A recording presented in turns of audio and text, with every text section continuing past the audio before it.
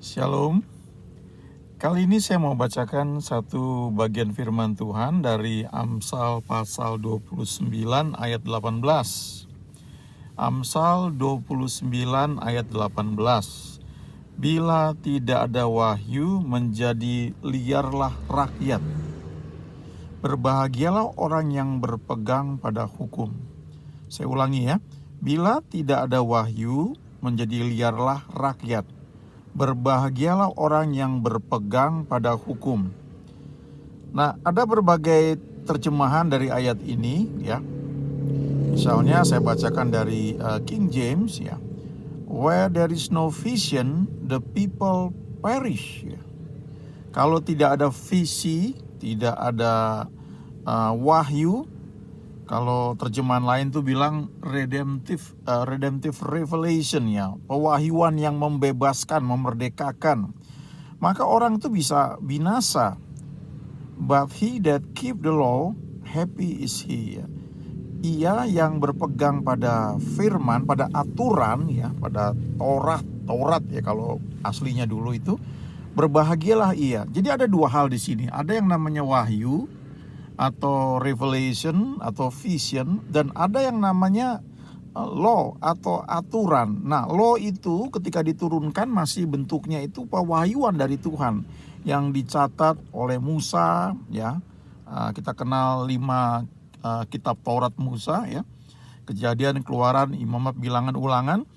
Tapi kemudian kita sekarang hidup di zaman di mana 66 kitab itu sudah diakui sebagai hukum-hukum yang diturunkan oleh Tuhan, yang ditulis oleh hamba-hambanya.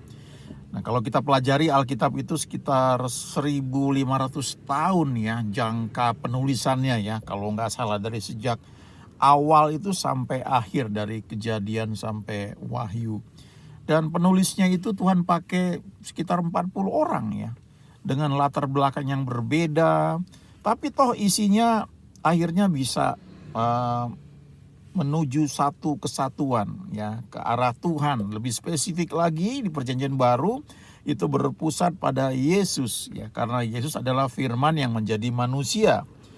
Nah, jadi dikatakan di sini kalau tidak ada revelation atau vision atau pewahyuan, maka terjemahan Indonesia bilang menjadi liarlah rakyat ya. Orang itu tidak terkontrol tindakannya. Jadi diperlukan wahyu atau vision. Nah, saya bisa terjemahkan itu kalau di Perjanjian Baru ya, salah satunya adalah firman Tuhan yang rema ya, yang berbicara kepada kita. Sebagai orang-orang yang mengenal Tuhan, kita perlu persekutuan pribadi dengan Tuhan. Sehingga setiap hari itu ya setidaknya kita nyanyikan 1-2 lagu rohani menyembah Dia, dan kita merasakan ada satu relationship antara kita dengan Tuhan. Dan bisa jadi ya kita mendapatkan firman yang mungkin sudah sering kita baca, tapi waktu kita baca hari ini, pagi ini, tiba-tiba itu menjadi rema, itu menjadi berbicara kepada kita. Itu seperti Tuhan ngomong langsung kepada kita. Nah, itu yang membuat kita akan bisa berjalan dalam kekuatan rohani sepanjang hari. Ya, pelayanan-pelayanan yang Tuhan percayakan pada hamba-hambanya itu lahir karena ada vision, ada pewahyuan yang Tuhan berikan, ada rema yang Tuhan berikan. Dan ketika pelayanan itu mulai berjalan, waktu demi waktu selalu ada pewahyuan yang sifatnya tuh tuntunan, mengarahkan sehingga apa yang sudah didapat dari Tuhan tuh tetap bisa dalam arah yang benar ya. Kita perlu itu. Tapi di sisi lain, kalaupun misalnya satu hari kita nggak dapat rema secara khusus ya, tapi kita perlu ingat ada firman logos, firman yang kita tahu ya.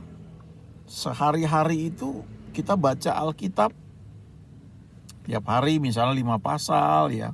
Ngerti gak ngerti baca aja sebagai firman yang tertulis ya, firman logos. Itu akan menolong membentuk cara berpikir kita. Sehingga kerangka berpikir kita akan dipengaruhi oleh firman Tuhan. Ada banyak ayat ya di Alkitab ini, apalagi kalau kita baca kitab Amsal, itu sifatnya tuntunan-tuntunan yang praktis sekali ya, yang sehari-hari ya. Dan itu bisa kita pakai menjadi perbendaharaan firman Tuhan dalam memori kita. Dan waktu kita mau mengambil keputusan, tiba-tiba Roh Kudus bisa ingatkan itu. Itu sebabnya penting kita mendapatkan vision dari Tuhan, pewahyuan, atau firman rema. Kalau bisa setiap hari itu baik sekali, karena Alkitab juga berkata manusia hidup bukan dari roti saja, tapi dari setiap firman, dari setiap rema yang keluar dari mulut Allah.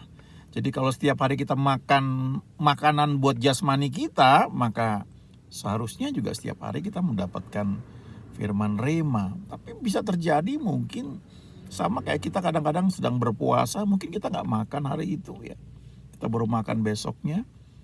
Nah, selama kita nggak dapatkan sesuatu yang spesifik khusus ya firman rema, kita punya punya aturan-aturan, punya firman Tuhan yang kita pegang sebagai guidance kehidupan kita ya. Di kitab Amsal ini banyak sekali ya. Misalnya kalau kita ingat salah satu ayat ya, di kitab Amsal ya, ingat ada 31 pasal. Jadi kalau kita baca setiap hari satu pasal sesuai tanggal, maka dalam waktu sebulan itu sudah selesai ya. Nah, salah satu ayat misalnya di kitab Amsal itu Amsal pasal 3 ayat 5 dan 6 ya. Percayalah kepada Tuhan dengan segenap hatimu dan janganlah bersandar kepada pengertianmu sendiri. Akuilah Dia dalam segala lakumu, maka Ia akan meluruskan jalanmu. Ya, hal praktis yang bisa kita pegang di sini adalah setiap kita mau mengambil keputusan, coba berdoa, tanya Tuhan, ya. Kita ingat ayat itu dan kita bilang, oke Tuhan, beri saya hikmat tuntunan ya. Saya nggak mau menganggap diri saya sendiri ini bijak, tapi saya mau melibatkan Engkau bahkan untuk perkara-perkara yang kecil. Nah, itu contoh bagaimana firman Tuhan itu menjadi menjadi hukum, menjadi guidance buat kita. Tanpa mungkin kita mendapatkan suatu rema khusus. Dan Alkitab berkata di sini, berbahagialah orang yang berpegang pada hukum ya, pada firman Tuhan. Amin.